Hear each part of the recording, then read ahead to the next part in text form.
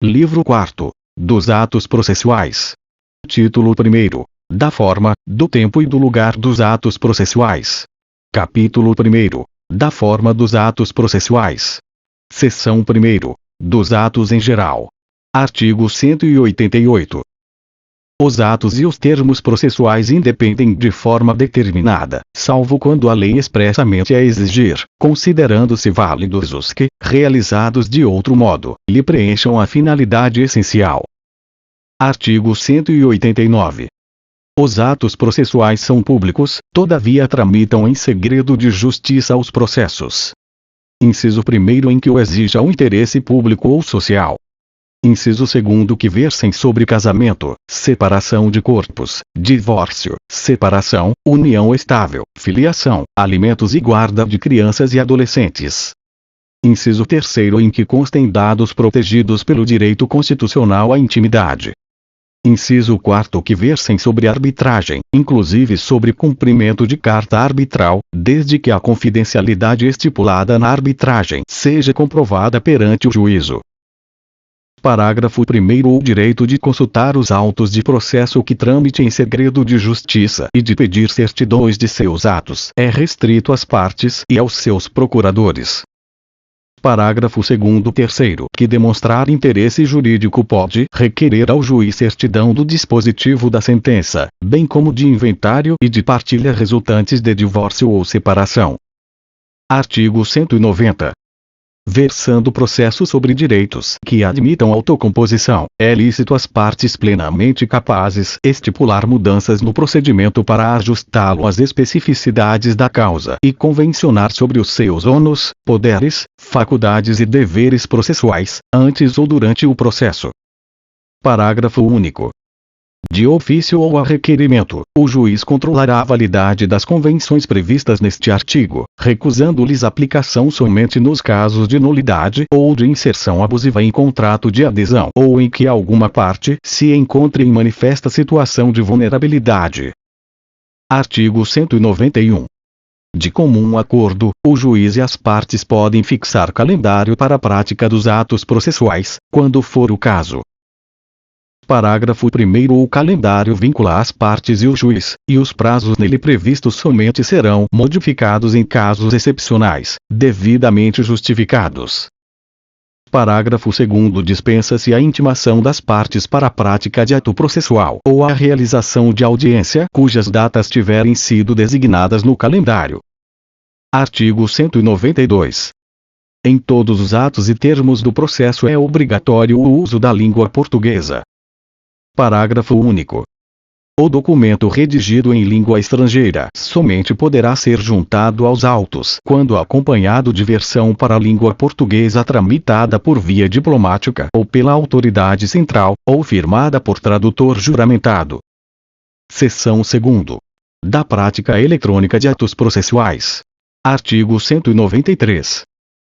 Os atos processuais podem ser total ou parcialmente digitais, de forma a permitir que sejam produzidos, comunicados, armazenados e validados por meio eletrônico, na forma da lei. Parágrafo único. O disposto nesta seção aplica-se, no que for cabível, à prática de atos notariais e de registro. Artigo 194. Os sistemas de automação processual respeitarão a publicidade dos atos, o acesso e a participação das partes e de seus procuradores, inclusive nas audiências e sessões de julgamento, observadas as garantias da disponibilidade, independência da plataforma computacional, acessibilidade e interoperabilidade dos sistemas, serviços, dados e informações que o Poder Judiciário administre no exercício de suas funções. Artigo 195. O registro de ato processual eletrônico deverá ser feito em padrões abertos, que atenderão aos requisitos de autenticidade, integridade, temporalidade, não repúdio, conservação e, nos casos que tramitem em segredo de justiça, confidencialidade, observada a infraestrutura de chaves públicas unificada nacionalmente, nos termos da lei. Artigo 196. compete ao Conselho Nacional de Justiça e, supletivamente, aos tribunais, regulamentar a prática e a comunicação oficial de atos processuais por meio eletrônico e velar pela compatibilidade dos sistemas, disciplinando a incorporação progressiva de novos avanços tecnológicos e editando, para esse fim, os atos que forem necessários, respeitadas as normas fundamentais deste Código. Artigo 197. Os tribunais divulgarão as informações constantes de seu sistema de automação em página própria na rede mundial de computadores, gozando a divulgação de presunção de veracidade e confiabilidade. Parágrafo único. Nos casos de problema técnico do sistema e de erro ou omissão do auxiliar da justiça responsável pelo registro dos andamentos, poderá ser configurada a justa causa prevista no artigo 223, caput parágrafo 1º. Artigo 198. As unidades do Poder Judiciário deverão manter gratuitamente, à disposição dos interessados, equipamentos necessários à prática de atos processuais e à consulta e ao acesso ao sistema e aos documentos dele constantes. Parágrafo único. Será admitida a prática de atos por meio não eletrônico no local onde não estiverem disponibilizados os equipamentos previstos no caput. Artigo 199. As unidades do Poder Judiciário assegurarão às pessoas com deficiência a acessibilidade aos seus sítios na rede mundial de computadores, ao meio eletrônico de prática de atos judiciais, a comunicação eletrônica dos atos processuais e a assinatura eletrônica. Seção 3ª. Dos atos das partes. Artigo 200. Os atos das partes consistentes em declarações unilaterais ou bilaterais de vontade produzem imediatamente a constituição, modificação ou extinção de direitos processuais. Parágrafo único. A desistência da ação só produzirá efeitos após homologação judicial. Artigo 201. As partes poderão exigir recibo de petições, arrazoados, papéis e documentos que entregarem em cartório. Artigo 202. É vedado lançar nos autos cotas marginais ou interlineares, as quais o juiz mandará riscar, impondo a quem as escrever multa correspondente à metade do salário mínimo. Seção 4ª. Dos pronunciamentos do juiz.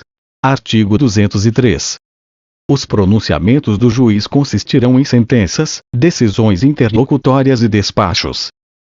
Parágrafo 1º. Ressalvadas as disposições expressas dos procedimentos especiais, sentença é o pronunciamento por meio do qual o juiz, com fundamento nos artigos 485 e 487, põe fim à fase cognitiva do procedimento comum, bem como extingue a execução. Parágrafo 2º. Decisão interlocutória é todo pronunciamento judicial de natureza decisória que não se enquadre no parágrafo 1º. Parágrafo 3º. São despachos todos os demais pronunciamentos do juiz praticados no processo, de ofício ou a requerimento da parte. Parágrafo 4º. Os atos meramente ordinatórios, como a juntada e a vista obrigatória, independem de despacho, devendo ser praticados de ofício pelos servidores revistos pelo juiz quando necessário. Artigo 204. Acordão é o julgamento colegiado proferido pelos tribunais. Artigo 205. Os despachos, as decisões, as sentenças e os acordãos serão redigidos, datados e assinados pelos juízes. Parágrafo 1º. Quando os pronunciamentos previstos no caput forem proferidos oralmente, o servidor os documentará, submetendo-os aos juízes para revisão e assinatura. Parágrafo 2º. A assinatura dos juízes, em todos os graus de jurisdição, pode ser feita eletronicamente, na forma da lei. Parágrafo 3º. Os despachos, as decisões interlocutórias, o dispositivo das sentenças e a ementa dos acordãos serão publicados no Diário de Justiça eletrônico. Seção 5ª. Dos atos do escrivão ou do chefe de secretaria. Artigo 206. Ao receber a petição inicial de processo, o escrivão ou o chefe de secretaria autuará, mencionando o juízo, a natureza do processo, o número de seu registro, os nomes das partes e a data de seu início, e procederá do mesmo modo em relação aos volumes em formação. Artigo 207. O escrivão ou o chefe de secretaria numerará e rubricará todas as folhas dos autos. Parágrafo único. À parte, ao procurador, ao membro do Ministério Público, ao defensor público e aos auxiliares da Justiça é facultado rubricar as folhas correspondentes aos atos em que intervierem. Artigo 208. Os termos de juntada, vista, conclusão e outros semelhantes constarão de notas datadas e rubricadas pelo escrivão ou pelo chefe de secretaria. Artigo 209. Os atos e os termos do processo serão assinados pelas pessoas que neles intervierem, todavia, quando essas não puderem ou não quiserem firmá-los, o escrivão ou o chefe de secretaria certificará a ocorrência. Parágrafo 1º. Quando se tratar de processo total ou parcialmente documentado em autos eletrônicos, os atos processuais praticados na presença do juiz poderão ser produzidos e armazenados de modo integralmente digital em arquivo eletrônico inviolável, na forma da lei, mediante registro em termo, que será assinado digitalmente pelo juiz e pelo escrivão ou chefe de secretaria, bem como pelos advogados das partes. Parágrafo 2º. Na hipótese do parágrafo 1º, eventuais contradições na transcrição deverão ser suscitadas oralmente no momento de realização do ato, sob pena de preclusão, devendo o juiz decidir de plano e ordenar o registro, no termo, da alegação e da decisão. Artigo 210. É lícito o uso da taquigrafia, da estenotipia ou de outro método idôneo em qualquer juízo ou tribunal. Artigo 211. Não se admitem nos atos e termos processuais espaços em branco, salvo os que forem inutilizados, assim como entre linhas, emendas ou rasuras, exceto quando expressamente ressalvadas. Capítulo 2º. Do tempo e do lugar dos atos processuais. Seção 1ª. Do tempo. Artigo 212. Os atos processuais serão realizados em dias úteis, das 6 às 20 horas. Parágrafo 1º. Serão concluídos após as 20 horas os atos iniciados antes, quando o adiamento prejudicar a diligência ou causar grave dano. Parágrafo 2º. Independentemente de autorização judicial, as citações, intimações e penhoras poderão realizar-se no período de férias forenses, onde as houver, e nos feriados ou dias úteis fora do horário estabelecido neste artigo, observado o disposto no artigo 5º, inciso 11, da Constituição Federal. Parágrafo 3º. Quando o ato tiver de ser praticado por meio de petição em autos não eletrônicos, essa deverá ser protocolada no horário de funcionamento do fórum ou tribunal, conforme o disposto na Lei de Organização Judiciária Local. Artigo 213. A prática eletrônica de ato processual pode ocorrer em qualquer horário até as 24 horas do último dia do prazo. Parágrafo único. O horário vigente no juízo perante o qual o ato deve ser praticado será considerado para fins de atendimento do prazo. Artigo 214. Durante as férias forenses e nos feriados, não se praticarão atos processuais, excetuando-se: inciso 1º os atos previstos no artigo 212, parágrafo 2º. Inciso 2º a tutela de urgência. Artigo 215. Processam-se durante as férias forenses, onde as houver, e não se suspendem pela superveniência delas. Inciso 1º os procedimentos de jurisdição voluntária e os necessários à conservação de direitos, quando puderem ser prejudicados pelo adiamento. Inciso 2º a ação de alimentos e os processos de nomeação ou remoção de tutor e curador. Inciso 3º os processos que a lei determinar. Artigo 216. Além dos declarados em lei, são feriados, para efeito forense, os sábados, os domingos e os dias em que não haja expediente forense. Seção 2º. Do lugar. Artigo 217. Os atos processuais realizar-se-ão ordinariamente na sede do juízo, ou, excepcionalmente, em outro lugar em razão de deferência, de interesse da justiça, da natureza do ato ou de obstáculo arguido pelo interessado e acolhido pelo juiz. Capítulo 3º. Dos prazos. Seção 1º. Disposições gerais. Artigo 218. Os atos processuais serão realizados nos prazos prescritos em lei. Parágrafo 1º. Quando a lei for omissa, o juiz determinará os prazos em consideração à complexidade do ato. Parágrafo 2º. Quando a lei ou o juiz não determinar prazo, as intimações somente obrigarão a comparecimento após decorridas 48 horas. Parágrafo 3º. Inexistindo preceito legal ou prazo determinado pelo juiz, será de 5 dias o prazo para a prática de ato processual a cargo da parte. Parágrafo 4º. Será considerado tempestivo o ato praticado antes do termo inicial do prazo. Artigo 219. Na contagem de prazo em dias, estabelecido por lei ou pelo juiz, computar-se-ão somente os dias úteis. Parágrafo único. O disposto neste artigo aplica-se somente aos prazos processuais. Artigo 220. Suspende-se o curso do prazo processual nos dias compreendidos entre 20 de dezembro e 20 de janeiro, inclusive. Parágrafo 1º. Ressalvadas as férias individuais e os feriados instituídos por lei, os juízes, os membros do Ministério Público, da Defensoria Pública e da Advocacia Pública e os auxiliares da Justiça exercerão suas atribuições durante o período previsto no caput. Parágrafo 2º. Durante a suspensão do prazo, não se realizarão audiências nem sessões de julgamento. Artigo 221.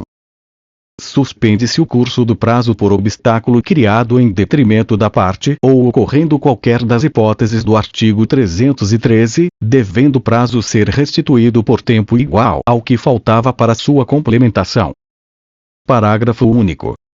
Suspendem-se os prazos durante a execução de programa instituído pelo Poder Judiciário para promover a autocomposição, incumbindo aos tribunais especificar, com antecedência, a duração dos trabalhos. Artigo 222. Na comarca, seção ou subseção judiciária onde for difícil o transporte, o juiz poderá prorrogar os prazos por até 2 meses. Parágrafo 1º. Ao juiz é vedado reduzir prazos peremptórios sem anuência das partes. Parágrafo 2º. Havendo calamidade pública, o limite previsto no caput para a prorrogação de prazos poderá ser excedido. Artigo 223. Decorrido prazo, extingue-se o direito de praticar ou de emendar o ato processual, independentemente de declaração judicial, ficando assegurado, porém, a parte provar que não o realizou por justa causa. Parágrafo 1º. Considera-se justa causa o evento alheio à vontade da parte e que a impediu de praticar o ato por si ou por mandatário. Parágrafo 2º. Verificada a justa causa, o juiz permitirá à parte a prática do ato no prazo que lhe assinar. Artigo 224. Salvo disposição em contrário, os prazos serão contados excluindo o dia do começo e incluindo o dia do vencimento. Parágrafo 1º. Os dias do começo e do vencimento do prazo serão protraídos para o primeiro dia útil seguinte, se coincidirem com o dia em que o expediente forense for encerrado antes ou iniciado depois da hora normal ou houver indisponibilidade da comunicação eletrônica. Parágrafo 2º. Considera-se como data de publicação o primeiro dia útil seguinte ao da disponibilização da informação no Diário da Justiça eletrônico. Parágrafo 3º. A contagem do prazo terá início no primeiro dia útil que seguir ao da publicação. Artigo 225. A parte poderá renunciar ao prazo estabelecido exclusivamente em seu favor, desde que o faça de maneira expressa. Artigo 226. O juiz proferirá. Inciso 1º. Os despachos no prazo de 5 dias. Inciso 2º. As decisões interlocutórias no prazo de 10 dias. Inciso 3º. As sentenças no prazo de 30 dias. Artigo 227. Em qualquer grau de jurisdição, havendo motivo justificado, pode o juiz exceder, por igual tempo, os prazos a que está submetido. Artigo 228. Incumbirá ao serventuário remeter os autos conclusos no prazo de um dia e executar os atos processuais no prazo de 5 dias, contado da data em que: Inciso 1º. Houver concluído ato processual anterior, se lhe for imposto pela lei. Inciso 2º. Tiver ciência da ordem, quando determinada pelo juiz. Parágrafo 1º. Ao receber os autos, o serventuário certificará o dia e a hora em que teve ciência da ordem referida no inciso 2º. Parágrafo 2º. Nos processos em autos eletrônicos, a juntada de petições ou de manifestações em geral ocorrerá de forma automática, independentemente de ato de serventuário da Justiça. Artigo 229. Os litisconsortes que tiverem diferentes procuradores, de escritórios de advocacia distintos, terão prazos contados em dobro para todas as suas manifestações, em qualquer juízo ou tribunal, independentemente de requerimento. Parágrafo 1º. Cessa a contagem do prazo em dobro se, havendo apenas dois réus, é oferecida a defesa por apenas um deles. Parágrafo 2º. Não se aplica o disposto no caput aos processos em autos eletrônicos. Artigo 230. O prazo para a parte, o procurador, a advocacia pública, a defensoria pública e o Ministério Público será contado da citação, da intimação ou da notificação. Artigo 231. Salvo disposição em sentido diverso, considera-se dia do começo do prazo. Inciso 1º. A data de juntada aos autos do aviso de recebimento, quando a citação ou a intimação for pelo correio. Inciso 2º. A data de juntada aos autos do mandado cumprido, quando a citação ou a intimação for por oficial de justiça. Inciso 3º. A data de ocorrência da citação ou da intimação, quando ela se der por ato do escrivão ou do chefe de secretaria. Inciso 4º. O dia útil seguinte ao fim da dilação assinada pelo juiz, quando a citação ou a intimação for por edital. 5º. O dia útil seguinte à consulta ao teor da citação ou da intimação ou ao término do prazo para que a consulta se dê, quando a citação ou a intimação for eletrônica. 6º. A data de juntada do comunicado de que trata o artigo 232 ou, não havendo esse, a data de juntada da carta aos autos de origem devidamente cumprida, quando a citação ou a intimação se realizar em cumprimento de carta. 7º. A data de publicação, quando a intimação se der pelo Diário da Justiça, impresso ou eletrônico.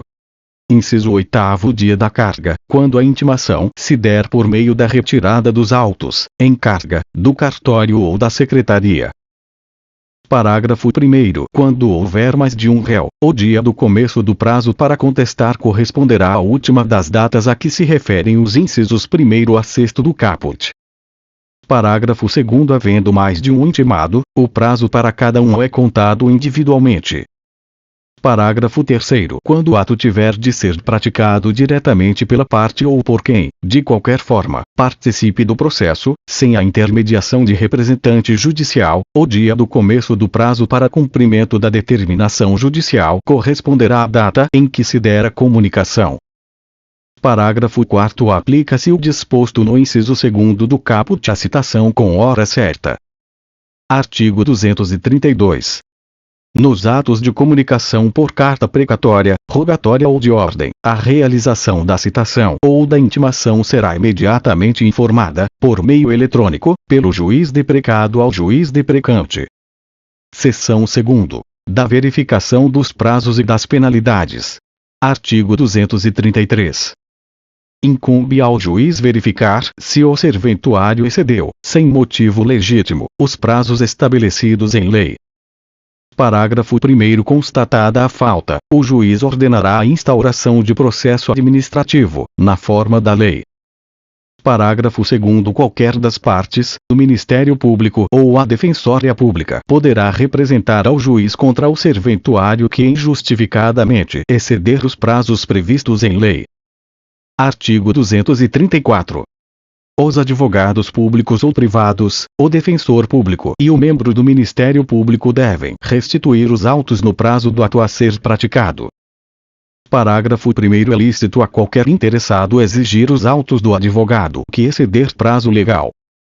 Parágrafo 2º. Se, intimado, o advogado não devolver os autos no prazo de 3 dias, perderá o direito à vista fora de cartório e incorrerá em multa correspondente à metade do salário mínimo. Parágrafo 3º. Verificada a falta, o juiz comunicará o fato à seção local da Ordem dos Advogados do Brasil para procedimento disciplinar e imposição de multa. Parágrafo 4º. Se a situação envolver membro do Ministério Público, da Defensoria Pública ou da Advocacia Pública, a multa, se for o caso, será aplicada ao agente público responsável pelo ato. Parágrafo 5º. Verificada a falta, o juiz comunicará o fato ao órgão competente responsável pela instauração de procedimento disciplinar contra o membro que atuou no feito. Artigo 235. Qualquer parte, do Ministério Público ou a Defensoria Pública poderá representar ao Corregedor do Tribunal ou ao Conselho Nacional de Justiça contra juiz ou relator que injustificadamente exceder os prazos previstos em lei, regulamento ou regimento interno. Parágrafo 1º. Distribuída a representação ao órgão competente e ouvido previamente o juiz, não sendo caso de arquivamento liminar, será instaurado o procedimento para a apuração da responsabilidade, com intimação do representado por meio eletrônico para, querendo, apresentar justificativa no prazo de 15 dias. Parágrafo 2º. Sem prejuízo das sanções administrativas cabíveis, em até 48 horas após a apresentação ou não da justificativa de que trata o parágrafo 1º, se for o caso, o Corregedor do Tribunal ou o relator no Conselho Nacional de Justiça determinará a intimação do representado por meio eletrônico para que, em 10 dias, pratique o ato. Parágrafo 3º. Mantida a inércia, os autos serão remetidos ao substituto legal do juiz ou do relator contra o qual se representou para decisão em 10 dias.